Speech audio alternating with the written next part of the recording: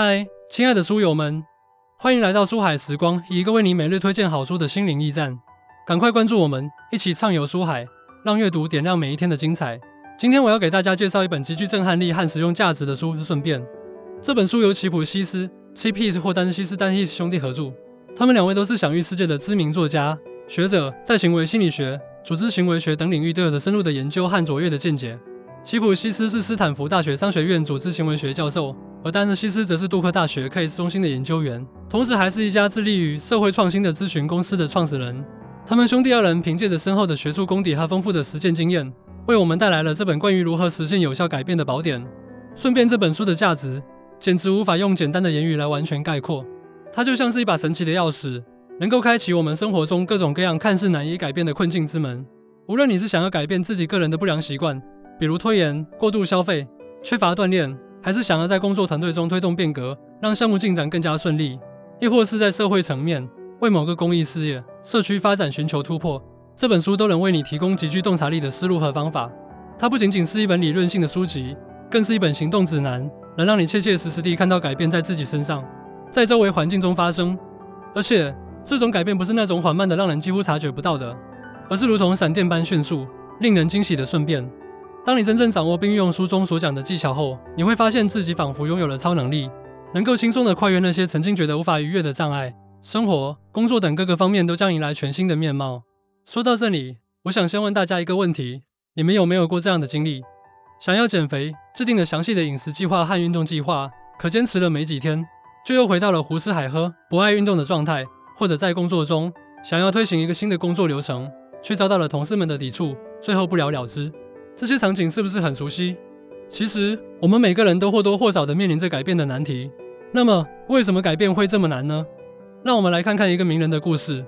富兰克林·罗斯福在美国经济大萧条时期临危受命成为总统。当时的美国经济一片混乱，失业率居高不下，社会动荡不安。罗斯福面临着巨大的改变压力，他需要迅速采取行动来挽救美国的经济和社会。然而，改变从来都不是一件容易的事，尤其是在这样一个庞大的国家层面上。但罗斯福深知，要想实现改变，不能仅仅依靠传统的缓慢的政策推行方式。他运用了一些独特的策略，比如通过炉边谈话这种创新的方式，向美国民众传递信心和希望，让民众们相信改变是可能的，并且他们可以参与到改变中来。同时，他迅速组建了一个高效的团队，制定并实施了一系列大胆的经济政策，如罗斯福新政。这些政策在当时引起了广泛的争议，但罗斯福凭借着坚定的信念和巧妙的方法，克服了重重困难，最终带领美国走出了经济大萧条的阴霾，实现了令人瞩目的顺变。罗斯福的故事告诉我们，改变虽然艰难，但并非不可能。而顺便这本书就将为我们揭示那些隐藏在成功改变背后的秘密。接下来，就让我们一起深入了解一下这本书的核心理念和重要习惯吧。顺便这本书提出了一个非常经典的模型，那就是象与骑象人。这个模型把我们的情感面比作一头大象，而理智面则是骑在大象背上的那个骑象人。大象体型庞大，充满力量，它代表着我们内心深处那些强烈的情感、冲动和本能反应。骑象人则相对弱小一些，它象征着我们的理智、分析和自控能力。从心理学的角度来看，我们的很多行为其实都是大象和骑象人共同作用的结果。有时候，骑象人想要朝着某个目标前进，比如每天早起锻炼、阅读书籍提升自己，但是大象却有着自己的想法。大象可能会因为懒惰、恐惧或者对舒适区的留恋而抗拒骑象人的指令，这就导致了我们在生活中常常会遇到内心冲突的情况，明明知道某个行为对自己有利，却怎么也做不到。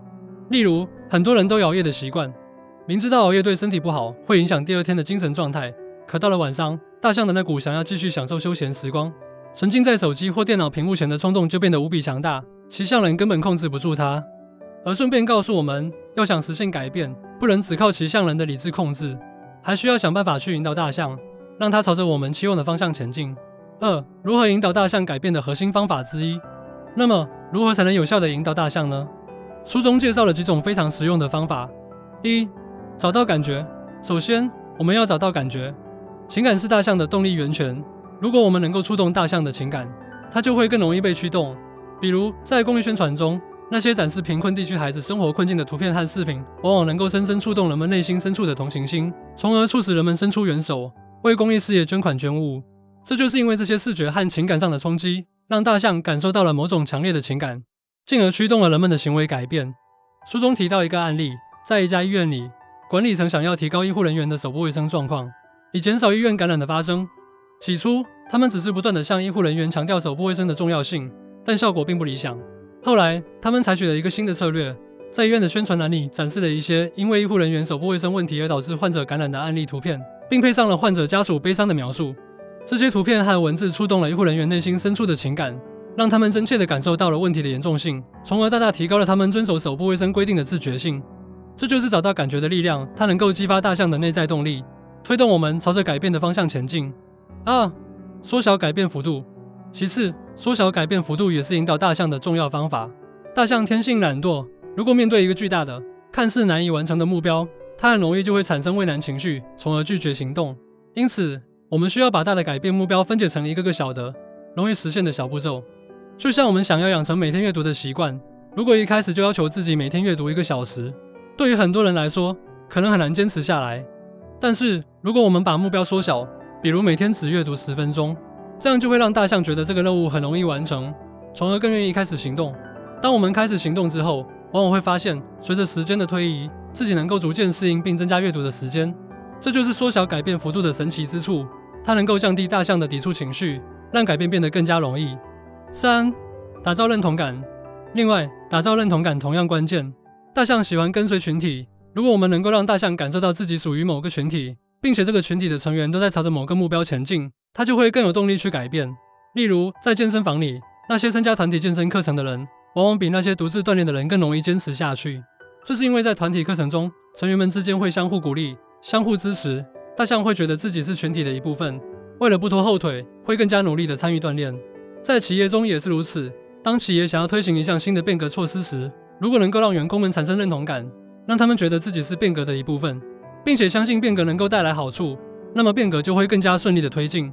书中提到了一些企业通过组织员工讨论，让员工参与到变革方案的制定过程中等方式，来打造员工对变革的认同感，最终成功的实现了企业变革。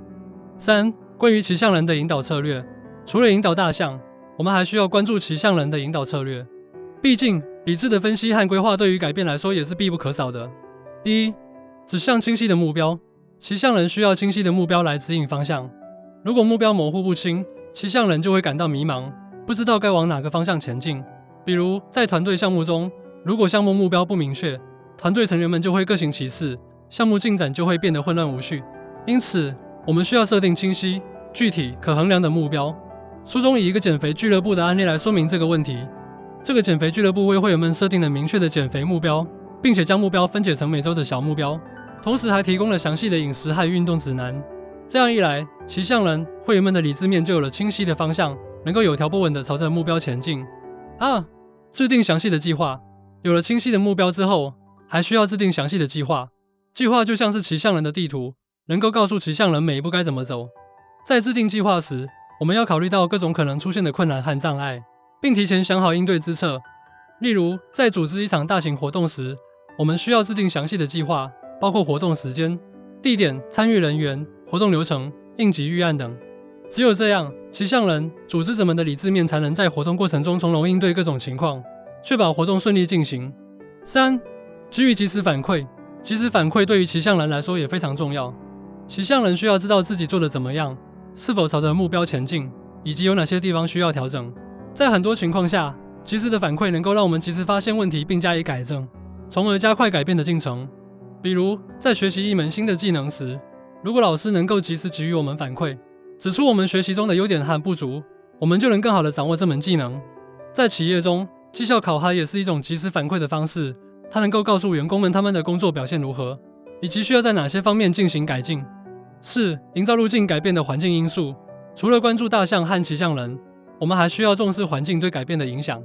环境就像是一条路径，它能够引导我们朝着某个方向前进，或者阻碍我们前进。1. 调整环境因素。我们可以通过调整环境因素来营造有利于改变的路径。例如，在办公室里，如果想要鼓励员工们多走动交流，可以将复印机、饮水机等公共设施放在远离办公区的位置，这样员工们在使用这些设施时就会多走路，增加交流的机会。在生活中也是如此，如果我们想要养成健康的生活习惯，可以把家里的零食藏起来，把水果放在显眼的位置，这样就能减少对零食的摄入，增加对水果的食用。2. 培养习惯。培养习惯也是营造路径的重要方面。习惯是一种强大的力量，它能够在不知不觉中引导我们的行为。当我们把某种行为培养成习惯之后，就不需要骑象人花费太多的精力去控制，大象也会自然而然地按照习惯去行动。比如，每天早上起床后喝一杯温水，这个行为一旦成为习惯，我们就会在起床后自动地去倒水、喝水，而不需要刻意地去提醒自己。这就是习惯的力量，它能够让改变变得更加轻松和持久。3. 借助群体力量。最后，借助群体力量也是营造路径的有效手段。当我们身处一个群体中时，群体的行为规范、价值观和行为模式都会对我们产生影响。如果我们能够借助群体的力量来推动改变，就会事半功倍。例如，在社区中，如果想要推广垃圾分类，可以组织社区志愿者团队，通过志愿者们的示范和宣传，带动社区居民们参与到垃圾分类中来。在企业中，企业文化也是一种群体力量，它能够影响员工们的工作态度和行为方式。如果企业能够营造一种积极向上的企业文化，就会促进员工们积极地进行改变。5. 结合实际案例进一步阐述。让我们来看一个结合了以上所有理念的案例。在一个企业中，管理层想要推行一项新的绩效考核制度，这项制度旨在提高员工们的工作效率和业绩，但是由于改变涉及到员工的切身利益，遭到了很多员工的抵触。首先，管理层运用了找到感觉的方法，他们向员工们展示了企业目前面临的竞争压力，以及如果不进行改变，企业可能会面临的困境。同时，他们还展示了其他成功实施类似绩效考核制度的企业的案例，让员工们感受到改变是必要的，并且是可行的。接着，他们运用了缩小改变幅度的方法，将新的绩效考核制度分阶段实施，先从简单的指标考核开始，逐步过渡到更复杂的考核体系。这样一来，员工们就不会觉得改变来得太突然、太剧烈，降低了他们的抵触情绪。同时，管理层还注重打造认同感，他们组织了员工座谈会，让员工们参与到绩效考核制度的讨论中来，听取员工们的意见和建议。在实施过程中，他们还通过宣传栏、内部邮件等方式，向员工们宣传绩效考核制度的好处，以及员工们如何从中受益。在其向人的引导方面，管理层设定了清晰的目标，包括每个阶段的考核目标，以及最终的业绩提升目标。他们还制定了详细的计划，包括考核流程、考核标准、奖惩措施等。此外，他们还建立了即时反馈机制，定期向员工们公布考核结果，并及时给予员工们反馈和建议。在营造路径方面，管理层调整了公司的办公环境，将一些公共设施进行了重心布局，以促进员工们之间的交流和合作。他们还培养了员工们的习惯，通过定期的培训和学习，让员工们逐渐适应新的绩效考核制度。最后，他们借助了群体力量，通过组织团队建设活动、表彰优秀员工等方式，营造了一种积极向上的工作氛围。通过以上一系列的措施，这家企业成功地推行了新的绩效考核制度，实现了令人瞩目的顺变。通过前面的介绍，我们可以看到《顺变》这本书为我们提供了一套完整、科学的改变方法体系。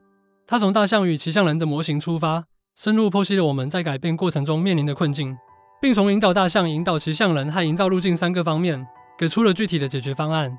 这些方法不仅有扎实的心理学理论支撑，更有丰富的实际案例作为佐证，具有很强的可操作性。所以，我强烈的呼吁大家，一定要认真阅读这本书，并且将书中的习惯运用到自己的生活和工作中。无论你是在个人成长、团队管理，还是社会公益等方面面临改变的问题，这本书都能为你提供宝贵的指导。不要再让那些看似难以改变的困境阻碍你前进的步伐，相信自己，相信顺变，让我们一起实现顺变，创造更加美好的未来。记住，改变并不是一件可怕的事情，它就像是一场奇妙的冒险旅程。在这场旅程中，你可能会遇到一些挑战，但只要你掌握了顺变的秘诀，你就能像勇敢的探险家一样，克服重重困难，迎来胜利的曙光。你会发现，原来改变可以如此轻松，如此令人兴奋。现在，就让我们行动起来吧，去开启属于你的顺变之路。